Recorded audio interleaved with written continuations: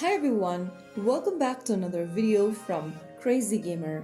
Today in this video I'm going to show you how to change your name in Farm Heroes Saga.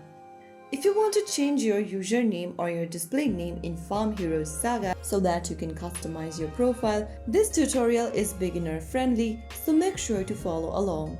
First of all, open the Farm Heroes Saga game on your Android or iOS and make sure that you're logged into the account. Once you're inside this main home page or the map page, go ahead and click on the gear button at the top left corner. In the sub menu, click on My Profile. Now, in order to change your name, go ahead and click on the Edit button right underneath your email at the top.